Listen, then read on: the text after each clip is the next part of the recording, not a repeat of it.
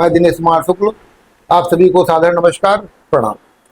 आज हमारे JPS news channel के कार्यालय में वरिष्ठ समाज सेवी आदरणीय पंडित संतोष मिश्रा जी आए हैं। समाज सेवा के क्षेत्र में विभिन्न क्षेत्रों में विभिन्न जगहों पे, यहाँ तक कि अपने गृह जनपद से लेकर के प्रदेश के अन्य जनपदों में भी समाज सेवा के क्षेत्र में आते जाते रहते हैं। विभिन्न प्रकार के लोग, हर छोटे बड़े सब स्तर के लोगों से आपकी बातें होती हैं, मुलाकात होती है और चर्चा परिचर्चा करते रहते हैं। आपसे हम ये जानना चाहते हैं कि जो विधानसभा चुनाव जो 2027 में होने वाला है, बिल्कुल करीब आ गया है, उसकी क्या स्थिति रहेगी। भाजपा की पार्टी जिसकी सरकार है, सपा है, बसपा है और एक पार्टी राम जो अभी बनी हुई है। तो मैं आपसे ये जानना चाहता हूं कि 2027 के चुनाव में मिश्रा जी क्या वर्तमान क्या स्थिति रहेगी, भाजपा की गवर्नमेंट जो चल रही है इसकी क्या स्थिति रहेगी। अगर भाजपा के लिए कहा जाए तो काम इन्होंने बहुत सारे धनात्मक भी किए हैं और ऋणात्मक भी किए हैं, जिससे किसी मुद्दों पे तो छवि इनकी अच्छी भी गई है और कहीं कहीं पे थोड़ा सा गड़बड़ाया है मैटर। तो अगर कहे तो सब इनका भी मिला जुला ही असर रहेगा। और अगर जमीनी हकीकत देखा जाए, जैसा कि मैं समाज में रहता हूँ और कोई मेरा राजनीति से संबंध नहीं है, किसी पार्टी से कोई खास वो नहीं है, सभी पार्टियों में मेरे जानने वाले हैं, मेरे मित्रवत व्यवहार है सबके साथ में। तो इसलिए जो है बाद में चर्चा की बात करी तो भाजपा की वर्तमान में सरकार चल रही है, तो थोड़ा सा असर होता है कि जो पार्टी की सरकार रहती है तो उसके निगेटिव भी बहुत सारे मैटर जाते हैं। अब इनके कंपटीशन में कौन है? सपा जो वर्तमान में विपक्ष में है। जो सेकंड पार्टी होती है उसी को हम लोग मानते हैं कि वही नेक्स्ट इनकी कंपटीटर है। तो कंपटीटर में सपा ही है। लेकिन अब इन्होंने माननीय अखिलेश जी ने जो इसका नाम दिया है, मैं सब धरातल की बात बता रहा हूँ आपको। जो इन्होंने नाम क्या दिया है इसका? पीडीए का मतलब क्या हुआ? दलित, पिछड़ा दलित और अल्पसंख्यक। मतलब इन्होंने कहीं पे भी सामान्य के लिए स्थान नहीं छोड़ा है। माननीय अखिलेश जी जो हमारे पूर्व मुख्यमंत्री हैं, हालांकि इनके कार्यकाल में भी अच्छे अच्छे कार्य हुए, लेकिन इन्होंने जो पीडीए नाम रखा है और पीडीए से ये जो चुनाव लड़ेंगे तो पिछड़ा, दलित और अल्पसंख्यक। नहीं, अब तो कहने लगे कि मतलब पंडित, दलित, अल्पसंख्यक। और अब भी कुछ दिन पहले बयान आया है कि अब ब्राह्मण से पूछ के मैं बाहर निकलूंगा, बाहर से निकल के जाऊंगा। वो तो शुक्ला जी ऐसा है ना, वो तो जब इन्होंने परिणाम देखा पश्चिम बंगाल का उसके बाद एकाएक बदल भाई, बंगाल के रिजल्ट आने के बाद में इन्होंने बिल्कुल पूरा ब्राह्मणों पर समर्पण कर दिया कि मैं जब कहेंगे निकलेंगे, जैसा कहेंगे जाएंगे। आपको चीज बता दें कि कोई भी वर्ग आज के समय में इतना मूर्ख नहीं रह गया है कि चुनावी लालीपाप देके उसको आप समझा ले जाएंगे। आदमी बड़ी दूर की गोटी देखता है, ठीक है ना, बहुत दूर के देखता है। ऐसा नहीं कि भाई आप आज भी किसी न्यूज चैनल या कहीं भी देख लिए, न्यूज़पेपर में देख लिए, पीडीए हो रहा है। तो पीडीए का मतलब जनता क्या समझ रही है? अभी क्या है, अभी चुनाव आने दीजिए। अभी मायावती जिसे लेके और भाजपा और बाकी अदर जो भी पार्टियां हैं सब पीडीए चिल्लाएंगे। भाई पीडीए का मतलब क्या हुआ? क्या होगा? सामान्य वर्ग इससे भागेगा और वही वर्ग इनके साथ सामान्य वर्ग का जुड़ा रहेगा जो व्यक्तिगत जिससे लाभ होगा, बाकी तो नहीं। भाई वो लेकिन बसपा की राष्ट्रीय अध्यक्ष बहन जी ने कई मुद्दों पर ब्राह्मणों को सपोर्ट किया है। यूजीसी पर भी वो बोली है कि इनको निर्णय इतनी जल्दी नहीं लेना चाहिए, इस पक्ष को भी लेकर के सामान्य वर्ग को भी देख करके तो काम करना चाहिए। कई मुद्दों पर उन्होंने ब्राह्मण समाज के साथ दिया। इसके लिए तो वो अगर मैं सामान्य वर्ग से, चूंकि मैं भी आता हूँ, तो इसके लिए तो मैं उनको साधुवाद करूंगा। लेकिन सुनिए, लेकिन बात वही घूम फिर के आ जाती है कि चुनावी लालीपाप। और जब सरकार थी 2007 के बाद में, बसपा गवर्नमेंट बनी थी, तो SC/ST कानून तब भी था, लेकिन जब ये उनको अवगत कराया गया कि SC/ST अनावश्यक गलत लोगों के ब्राह्मणों पर लग रहा है, तब बहन जी ने उसमें संशोधन किया था कि जब तक एक सवर्ण गवाही नहीं होगा तब तक ये CO स्तर से जांच होगी, और सवर्ण गवाही होगा तभी FIR दर्ज होगा। यही देखिए शुक्ला जी, सारी चीजें यही बहन जी के पक्ष में जाती, जी जी लेकिन चूंकि पार्टी आज की डेट में हम देख रहे हैं कमजोर हो गई है। जी पदाधिकारी बहुत सारे जा चुके हैं, बहुत सारे निष्क्रिय हो गए हैं, तो पार्टी में बस 1 2 3 4 चेहरे ही बचे हैं। अब उस पे इतना बड़ा यूपी का जो चुनाव है वो जीत पाना बड़ा मुश्किल लगता अच्छा, है। अगर लखनऊ में किधर कहीं भी चले जाओ, जी चाहे पुरानी जेल साइड चले जाओ, पहले बहुत गंदगी रहती थी, चाहे गोमती नगर चले जाओ, कहीं भी चले जाओ तो पत्थर बहन जी के ही दिखाई पड़ते हैं। जी बिल्कुल सही कह रहे हैं। तो ये तो एक्चुअल में देखा जाए तो सपा के कार्यकाल में भी रहा, भाई सपा के कार्यकाल में भी मैं तारीफ नहीं करता हूँ किसी की, तो मेरी आदत भी नहीं है, लेकिन जो सच्चाई है उसको मैं कहीं भी बोल देता हूँ, उसमें कोई किसी तरह कोई वो नहीं है। सपा कार्यकाल में भी काफी आप देखिए लोहिया हॉस्पिटल जी में KGMC को टक्कर दे रहा है आपके लखनऊ में कि नहीं? जी आप चले जाइए बेड नहीं खाली मिलेगा। जी फिर आप आगरा एक्सप्रेस वे देख लीजिए, मेट्रो मेरे हिसाब से शायद सपा की ही देन है। आगरा एक्सप्रेसवे मेट्रो सब बहन जी की देन है। बहन जी अच्छा। पे प्रस्ताव जो पास हुआ था, इस पे सब पे बहन जी ने शुरुआत किया था, देखिए आप लेकिन तब तक सरकार चली नहीं गई। नहीं नहीं उसमें एक चीज समझ लीजिए कि अगर उस पे अगर आप जाएंगे कि प्रस्ताव बहन जी ने दिया था, बनवाया अखिलेश जी ने, और उद्घाटन किसने किया? भाजपा ने।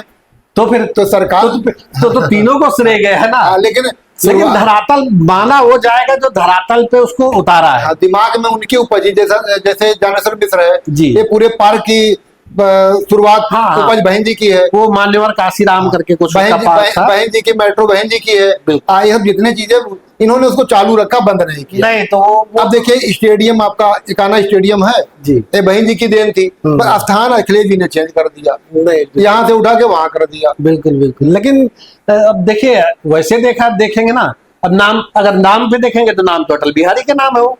हाँ, इकाना चूंकि इकाना कंपनी है जिससे अनुबंध है इसका कि उनको नाम रखना है। बाकी यूपी गवर्नमेंट ने तो उसका नाम अटल बिहारी।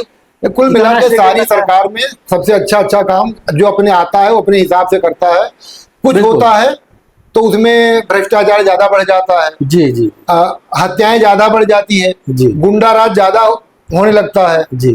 तो इसके लिए सपा गवर्नमेंट कैसी है, भाजपा कैसी है, बसपा कैसी है, किसके शासनकाल में ज्यादा आताताई? देखिए वो तो बच्चे से पूछ लीजिए तो बता देगा भाई कि सपा के मामले में, कानून व्यवस्था के मामले में तो लचर रहता है, और इन थोड़ा जो अवांछित तत्व है इनका बोलबाला ज्यादा बढ़ जाता है, निसंदेह, इसमें किसी तरह कोई संदेह नहीं है। और भाजपा को अगर लेके आते हैं, भाजपा में ये चीज अच्छी है कि इसमें गुंडे माफियाओं के लिए कहीं जगह नहीं है। हाँ, लेकिन अगर व्यक्तिगत मेरा आप विचार देखेंगे ओवरऑल कानून व्यवस्था से लेके सारी चीजें, तो हम उसमें मायावती जी को थोड़ा अच्छा मानेंगे, इसलिए कि इसमें गुंडे माफिया तो ठीक है कंट्रोल में है, लेकिन अफसरशाही बहुत ज्यादा बढ़ गई है। भाजपा शासनकाल में अफसर की बहुत ज्यादा अफसरशाही है। बताइए, अभी कल न्यूज में थी, ऊर्जा मंत्री शर्मा साहब मतलब चिट्ठी लिखते हैं अध्यक्ष को कि आपने 10% बनाए, सरचार्ज बढ़ाए हैं, मंत्री को पता ही नहीं। अब यही चीज देखिए ना, यही मैंने क्या बोला कि अफसरशाही। अब एक विभागीय मंत्री जो कैबिनेट मंत्री है उत्तर प्रदेश का, उसको बिना जानकारी दिए 10% का सरचार्ज, वो भी चुनावी वर्ष चल रहा है, चुनाव आने वाले हैं, उसमें 10% का जो बोझ अधिकारियों ने दिया, तो सीधी सी बात है कि वो जो है सरकार के ऊपर एक चोट है और बहुत बड़ा नुकसान पहुंचा है। और अभी हमने देखा, अपने यहाँ देखा है, अपने यहाँ अपने एक लोग जानने उनके यहाँ पर 6,000, 7,000, 5,000, 4,000 की बिल आ रही थी बढ़ते बढ़ते, वो हर महीना उसको पेमेंट करते रहे। फिर एक महीना और डबल आ गया, तो उन्होंने कहा भैया वही खर्चा, वही ऐसी वही बिजली, फिर डबल कैसे हो गया? बहुत गए यहाँ पे ऑफिस में गए, काफी कुछ कहा सुने की, किसी ने उनको एप्लीकेशन दिया कि सुझाव दिया कि आप इसका एप्लीकेशन दे दीजिए। उन्होंने एप्लीकेशन दिया, तब वो घट करके कम से कम 15-20 हजार रुपया उनका ज्यादा निकला बिजली विभाग को। शुक्ला जी, ऐसे केस एक नहीं, कम से कम सैकड़ों मेरी जानकारी में है। हाँ जी, क्योंकि जो शरीफ मीन्स की शरीफ वही जो सीधा साधा है, सीधा साधा। तो वो अगर चुपचाप गया और जाके बिल जमा कर हाँ। दिया तो वो खाते में गया पैसा। अदरवाइज जिसने थोड़ी सी पैरवी कर ली, जी। बिजली विभाग के अधिकारियों के चक्कर लगाए, जिसके पास समय है जी। या कहीं इधर उधर जाके गया, तो उसका पूर्णतया संशोधन हुआ है। जी, तो क्या कारण है कि अपने मीटर जंप करता है कि ये कर्मचारी लोग जान जान के नहीं, बढ़ाते हैं, कैसे ये जानबूझ के होता है, हाँ? ये जानबूझ के होता है। मीटर जंप कैसे करेगा? इतना मतलब इतना बिल बढ़ने लगता है, 1000 से 7000 पहुंच जाता है। ये जो है ना, जानबूझ के किया जाता है। ऐसा तो नहीं कि ये जो ऊर्जा विभाग के जो अध्यक्ष जी हैं किसी दूसरी मानसिकता के हैं, भाजपा का नुकसान करना चाह रहे थे। अब आए आप मुद्दे की बात पे। अब देखिए, इस समय क्या है कि या शर्मा जी को बदनाम करने के लिए कार्य कर रहे हैं। शर्मा जी ही नहीं, हाँ। लगभग सभी विभागों को देखिए, जी। सभी विभागों के इस समय अधिकारी एकदम एक्टिव हो गए हैं, जी। एकदम एनर्जेटिक हो गए हैं, जी। उनके अंदर ऊर्जा का संचार हो गया। जी। उसका जो मैंने अनुमान लगाया यही है कि वो हो सकता है कि भाई अदर पार्टियां जो हैं उनके शुभचिंतक हों, तो अब वो लोग इस तरीके की हरकत करेंगी, जनता परेशान होगी, प्रताड़ित होगी, वो क्या करेगी? वो बोलेगी नहीं भाई, योगी जी को हटाओ, उनको वोट नहीं देंगे। यही है। अब बताइए, आंधी तूफान का मौसम है और ऊर्जा मंत्री के जो अध्यक्ष जी हैं वो बाहर हैं। बाहर कोई समस्या नहीं, बाहर वो उस पे बाहर से वो बात करते हैं, मीटिंग करते हैं। नहीं, यही चीजें हमने बोला। मंत्री असहाय है, और यही नहीं है, हर विभाग का मंत्री असहाय है। नहीं, अब देखिए, इसमें हम नहीं, पूरा प्रदेश की जो भी जागरूक व्यक्ति है शुरू से कहता आया है कि जो माननीय मुख्यमंत्री योगी आदित्यनाथ जी का पिछला कार्यकाल रहा, उसमें जो ये ऊर्जा मंत्री थे श्रीकांत शर्मा जी, बहुत ही अच्छे और बहुत ही विभाग को अनुभवी, और विभाग को बहुत अच्छा उन्होंने चलाया। अब पता नहीं किस मजबूरी में, किस कारणवश इन्होंने उठा के चेंज कर दिया, और पिछले 5 सालों में नहीं, कंट्रोल तो नहीं हुआ ऊर्जा मंत्रालय। देखिए, अब मीटर पे इनको जो है बैक फुट पे आना पड़ा, इन्होंने सारे जो है स्मार्ट मीटर लगा दिए। तो उसके बाद हुआ क्या, परिणाम क्या हुआ कि लोगों को डेली बिल आता था, आज आपका 20 रुपए, आज आपका 100 रुपए, आज आप, मतलब इतना जनता में त्राहिमाम मच गया कि अंततोगत्ता लास्ट में जाके इनको उस डिसीजन को वापस लेना पड़ा और उन मीटरों को पोस्टपेड करना पड़ा।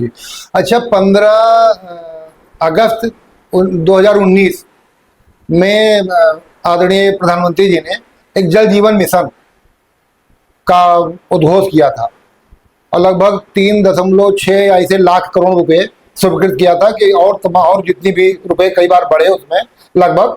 तो उन्होंने की योजना थी कि पूरे देश में, जैसे कुछ रेगिस्तानी क्षेत्र हैं, कुछ पहाड़ी क्षेत्र हैं, कुछ ऐसे क्षेत्र हैं जहां पानी प्रदूषित है, शुद्ध पानी नहीं है, तो उसके लिए उन्होंने कहा हर घर नल, हर घर जल की एक परिकल्पना की थी। उस पर बड़ी जोरों से काम हुआ, करोड़ों रुपया निकले, और टंकियां खूब बनी जोर शोर से, तार बिछाए गए, टोटी लगाए गए, एक जोश आया, पानी भी एक बार 2 बार दिया गया। उसके बाद में पता लग रहा है कि सारी टंकियां सूखी पड़ी हैं, बंदर उसमें मरे पड़े हैं, ढक्कन टूटा है, पानी गया है, पाइप पता नहीं कहाँ जगह, टोटी पता नहीं कहाँ चली गई। मतलब हमको लगता है उसमें 70 से 75% योजना बिल्कुल फेल है, जो मौके पर काम नहीं कर रही है। शुक्ला जी, आपको याद होगा जब कांग्रेस में प्रधानमंत्री हमारे राजीव गांधी जी हुआ करते थे, तो उन्होंने का एक वर्ड बोला था, जिस हालांकि उस समय लोगों ने हंसी उड़ाई उस बात की, लेकिन वो बिल्कुल सच्चाई थी कि ऊपर से जब 1 रुपया भेजा जाता है तो नीचे 10 पैसे पहुंचता है। बस वही है, आज भी वही चरितार्थ होते आ रहा है कि ऊपर से योजनाएं जो चलती हैं वो नीचे तक आते आते बंदरमाट में तब्दील होके और सारा जो है वहीं पे उसका इधसिरी हो जाता है। अब सरकार कहती है कि हम किसानों का खाता लेते हैं, आधार नंबर लेते हैं, डायरेक्ट उसके अकाउंट में पैसा जाता है। मौके पे जब हमारी टीम ने जाके सर्वे किया तो जिनको आवास मिला, जिनको कोई योजना मिलती है, वो कहता भैया फला जो जिनके अंडर में योजना है, जिनको प्रस्तावित करना, प्रमाणित करना है, पैसा तुम्हारे अकाउंट में आता है। अगर मान लिया हमारे अकाउंट में 1 लाख रुपया आया तो 40,000 रुपये हमसे पहले ले लिया जाता है या अकाउंट में आते ही उसको निकाल लिया जाता है? आदरणीय शुक्ला जी, ये मुद्दा, ये इस मैटर पे अगर आप आएंगे तो चाहे ये आपने बताया किसान योजना हो गई, प्रधानमंत्री आवास योजना हो गई, ये सारी चीजों में ऐसा जनता में सुना गया है कि पहले ही पैसा उसका पेमेंट करना होगा तभी आपका नाम जाएगा, ऐसा तो बताया ना कि अधिक ये जो है प्रशासन अपनी तरफ से करता है, लेकिन अब जिसे अब देखा जाए तो माननीय योगी जी हमारे ईमानदार व्यक्ति हैं, इस टाइप की भ्रष्टाचार में कहीं कोई स्वप्न में भी नहीं सोच सकता है, लेकिन अब हर व्यक्ति के पीछे तो नहीं कोई घूम सकता ना डंडा लेके कि आप ऐसा क्यों कर रहे हैं, तो वो सब अच्छा जो ये आदरणीय मिश्रा जी जगह ये बताइए, आप अवगत कराइए कि जो हमारा खुला हुआ है माननीय मुख्यमंत्री जी के यहाँ पोर्टल जी, शिकायत जन शिकायत या जन निवारण पोर्टल है, तो वो मुख्यमंत्री का है, सारे अधिकारियों का है जी, आपके हिसाब से वो कहाँ तक सफल? ये सरकार कह रही है कि हमने 98% जो शिकायतें जो इस शिकायत पोर्टल पर आती है, IGRS कहते हैं ना, इस पे आती है, विभिन्न अधिकारियों पर जाती है, लगभग 6 करोड़ या ऐसे कुछ है अनुमानित लगभग शिकायतें अब तक आई हैं जी, और 6 लाख लगभग हर महीने या हर साल के हिसाब से आती हैं शिकायतें। तो उसमें कहते हैं 98% का निस्तारण होता है जी। हमने उसकी जांच कराई, कुछ बिंदुओं तक पर जांच कराई। हमने एक दिन अपने टीम को भेजा वहां पे मुख्यमंत्री जी के दरबार के बाहर जो लोग खड़े हुए हैं जहाँ पे चेकिंग होती है उससे बाद हमने कहा भाई पूछो कितने लोगों निस्तारण होता है? एक ही शिकायत मिली, भैया यहाँ पे आके एप्लीकेशन देते हैं, ऑनलाइन कराते हैं, अधिकारियों को देते हैं, घूम फिर के वो थाना और लेखपाल के पास जाता है। ज्यादातर शिकायतें थाने और लेखपाल से संबंधित होती हैं, कुछ अन्य विभागों की होती हैं। तो वो वहां पे जाते हैं, फोन आता है, जानकारी ली जाती है, उसके बाद उसको जब बाद में पता किया जाता है तो वो फिर निस्तारित कर दिया जाता है। बिल्कुल, आपका कहना एकदम सही है। अच्छा 2-4 बार एप्लीकेशन तो हो जाता है कि एप्लीकेशन देने वाले ये जीव है, उनका स्वभाव ही, नेचर ही पैसा पर देने का है, ये शिकायतकर्ता का नेचर ही है। बिल्कुल। तो अगर जो हमने अभी तक सर्वे किया उसके अनुसार तो हमें लगता है कि 98% नहीं 100%, मतलब 2-4% उन लोगों का निस्तारण भी हुआ। तो कहते हैं स्थानीय जो हमारी शिकायत यहाँ से जाती है वहां पर हम पैसा खर्च करते हैं, क्षेत्रीय अधिकारी, संबंधित अधिकारी कर्मचारी को हम पैसा देते हैं, तब हमारा निस्तारण होता है। बिल्कुल सही। तो इस प्रकार तो लगभग 98 में बिल्कुल आंकड़ा झूठा है, फ्लॉप है। नहीं, वो उसमें तो हम भी मानेंगे कि हमने भी 2-4 कंप्लेन करी, छोटी मोटी, मान लो कि कहीं नाली का जाम का है, कहीं कुछ है, तो वो उसमें कहीं कोई पूछता नहीं है और सीधा आपके पास SMS आ जाएगा कि इस समस्या का आपका निस्तारण कर दिया गया और उसको क्लोज कर दिया। फिर आप कंप्लेंट करोगे तो फिर वही आ जाएगा, वो तो नॉर्मल चीज। और दूर दराज की पब्लिक आकर के दौड़ के रात, मतलब एक कंप्लेंट के पीछे कम से कम 1000-1200-1500 आदमी का लगता है, टाइप कराता है, दौड़ता है, आता है, देता है, ऑनलाइन कराता है, 10 बार चक्कर लगाता है, लेकिन रिजल्ट क्या रहता है? शून्य। जी जी, बिल्कुल उसका हमको भी नहीं समझ में आया अभी तक का कि ऐसा कुछ है। अच्छा, जनता दर्शन जो हर तहसील दिवस जो होता है उसका क्या रिजल्ट रहता है? उस पे वही है कि सब बताया ना कि अधिकारियों के हाथ में है जी। अधिकारी कुल मिला के अगर इस टाइप का अगर आप हमसे प्रश्न पूछेंगे तो मेरा सारा जवाब यही होगा गोल मोल करके कि ये सारा कुछ अधिकारियों की जेब या उन्हीं के दायरे तक सिमट के रह जाता है। सीधी सी बात है। इस टाइप के जितने प्रश्नों का अच्छा, स्वास्थ्य विभाग का क्या सिस्टम है? स्वास्थ्य विभाग में सुधार हुआ है कुछ? अब बहुत तो हमको कुछ ऐसा नहीं लगता है, क्योंकि हमने देखा था, सन तो नहीं याद, लेकिन 4-6-10 साल पहले किसी हॉस्पिटल में जाइए तो वहां पे क्या होता था शुक्ला जी कि कोई डॉक्टर नहीं रहता था, चाहे वो महिलाओं के प्रसूति से संबंधित हॉस्पिटल रहा हो, चाहे सामान्य कोई जिला अस्पताल रहा हो। वहां पे आपको एक लेटर पैड, एक प्यून मिलता था या कोई भी वार्ड बॉय रहता था, वो साइन किया हुआ पेपर दे देता था, उस पर लिखा रहता था रिफर टू ट्रामा सेंटर या रिफर टू लोहिया। तो वो आपको पकड़ा देता था और एम्बुलेंस आपको प्रोवाइड करवा देता था। ऐसी सुविधाएं जब मैंने 2-4-6 साल 8 साल पहले हमने इस चीज को फेस किया है। वर्तमान में तो स्थिति इस समय बहुत ज्यादा तो नहीं बता पाऊंगा, लेकिन स्वास्थ्य की काफी स्थिति सुधार बहुत हुआ। अच्छी नहीं, बहुत, हाँ सुधार तो देखिए, नहीं सुधार की अगर हम बात कहेंगे तो भाई आप शुक्ला जी याद हम लोग तो नहीं देखे हैं, लेकिन 1947 में जब हमारा देश आजाद हुआ था तो उस समय हम लोग बैलगाड़ी से चले थे और आज हम लोग जेट पे चल रहे हैं। तो इम्प्रूवमेंट एक दिन में नहीं होता है, या 5 सालों में नहीं होता है, या 10 सालों में नहीं होता, निरंतर होता है। तो उसी प्रक्रिया के तहत ये निरंतर इम्प्रूवमेंट हो रहा है, और जो अधिकारी और मंत्री सरकार अच्छी आ जाती है तो उसमें ये होता है कि अच्छा बेटर हो जाता है, नहीं होता है तो इस जैसा आपने बताया ऊर्जा मंत्रालय वाला कहानी, वैसे कहानी हो जाती है उसकी। अच्छा, शिक्षा के क्षेत्र में योगी सरकार ने, शिक्षा के क्षेत्र में तो बड़ी फजीहत हुई है इस वर्तमान समय में। अब नाम तो हम क्या लें, लेकिन शिक्षा के क्षेत्र में तो बहुत दयनीय स्थिति है। और सबसे बड़ा इस समय जो ज्वलनशील मुद्दा आप देख रहे होंगे सब जगह कि नीट का है। अभी तक का कितने बच्चे मर चुके हैं, सुसाइड कर चुके हैं नीट को लेके, नीट पेपर लीक, लगातार पेपर आउट होते रहे। हाँ। सरकार के मंत्री उसको संभाल नहीं पाए। हाँ, तो इस तरीके से तो हमारा कहने का मतलब कि अगर इस टाइप का है मैटर तो इसकी जवाबदेही किसकी बनती है? हमारी बनती है कि आपकी बनती है, या नगर निगम में बैठे व्यक्ति की बनती है? सरकार की है, सरकार की। और सरकार में जो मंत्रालय है उसकी जिम्मेदारी बनती है। अब ये कहने की छुट्टी थोड़ी मिल जाएगा। शुक्ला जी, हमको याद है कि कहीं छोटी सी ट्रेन दुर्घटना हो जाती थी आज के 10 साल 20 साल पहले, तो तुरंत मंत्री इस्तीफा दे देते थे। आपको भी याद होगा बहुत अच्छे से। आज इतना बड़ा मुद्दा हो गया है कि सीबीएसई का पेपर का क्या हश्र हुआ, आपने देखा है। नीट पे क्या हुआ, अभी तक का जो मेरी जानकारी है, हो सकता ज्यादा भी हो गए हो, कि 5 से 6 बच्चे अभी तक सुसाइड कर चुके हैं नीट के मुद्दे पे। नीट शुक्ला जी बहुत बड़ी चीज है, नीट बहुत बड़ी चीज है। वो क्वालिफाई करता है बच्चा तो अपनी जान लड़ा देता है। माँ बाप उसके अपनी पूरी जो है घर गृहस्थी तक दांव पे लगाते थे, उसको बेच देने के उस पे आ जाते हैं, अपना शरीर भी बेच देने की नौबत पे आ जाते हैं, जिनका बच्चा तैयारी में बच्चों की लाइफ बर्बाद होती है, और उसकी जो बच्चे की बर्बादी होती है तो उसका जिम्मेदार आखिर कौन है? सीधी तौर पे इसकी जिम्मेदारी मंत्रालय को जाती है, और मंत्रालय को तुरंत इस पे जो है इस्तीफा देना चाहिए था। कौन इस्तीफा दिया? अधिकारियों के चेंज कर मुक्ति पा गए, वो भी नहीं, उनको भी उठा के देखिए ना, आप गूगल सर्च करिए या अपने उससे विश्व सूत्रों से पता करिए, उनको मलाई वाली जगह भेजा गया और अच्छी उनको और अच्छी जगह भेजा गया है।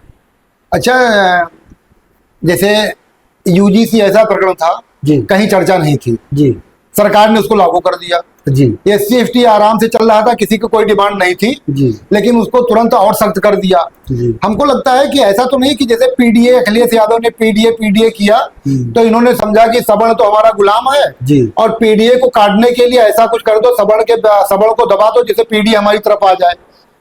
इसके पीडीए के चक्कर में दबाव में आकर के तो नहीं सवर्ण के लिए ये यूजीसी जैसा काला कानून इन्होंने किया। नहीं तो शुक्ला जी एक चीज बताएं कि अगर ये सोच के या कोई भी मुद्दा सोच के सरकार ये जो लेके आई है यूजीसी, ये बहुत उल्टा पड़ेगा जी। हाँ, बहुत उल्टा पड़ेगा, और इसका दुष्परिणाम ये होगा कि आपने देखा होगा कि करीब कम से कम 50 पार्टियां जी मैदान में बन गई आ गई हैं सवर्णों की, और इसका भाजपा को बहुत बड़ा नुकसान होगा जी। हाँ, सवर्ण वोट में आप देखिए कि बहुत तगड़ा इनको झटका लगेगा। देखो, और शायद इसकी क्षतिपूर्ति कर पाना इनके लिए बहुत असंभव होगा। देखिए, हर आदमी अभी जैसे कांग्रेस पार्टी इतना प्रभावित हुआ, इतनी चर्चा परिचर्चा हुआ, लेकिन अगर उसका किसी ने विरोध किया तो सनातन के ही बच्चों ने किया, सवर्ण समाज के बच्चों ने किया। अब काकरोच क्या, काकरोच का कहीं ना कोई कार्यालय है, ना कोई बहुत बड़ा उसका लीडर है, लेकिन क्या हुआ कि आज के प्रदेश में जनता जो है ना दिग्भ्रमित हो रही है, वो इधर उधर मार रही हाथ पैर कि भाई, जिसे बहुत सारे लोगों ने सोचा था कि मोदी जी आएंगे बहुत अच्छा करेंगे। अब मोदी जी आए, इस टाइप की कुछ चीजें ऐसी हो गई जिससे लोग दुखी हो गए, परेशान हो गए कि अब मान लीजिए कि आप जो है वर्मा है या यादव है, जैसे मैं हूँ, जी। मेरे लगभग हिंदू, मुस्लिम, सिख, ईसाई, ओबीसी, सामान्य, एससी, एसटी सबके साथ संबंध है, सबके साथ वो बड़े मित्रवत संबंध है। जी। वर्मा हो गए, चाहे आपके यादव हो गए, बहुत मित्रवत मेरे सबके साथ संबंध है, बहुत घनिष्ठ संबंध है। मतलब ये समझ लो कि हम लोग जो है एक थाली में खाने वाली कंडीशन में रहते हैं।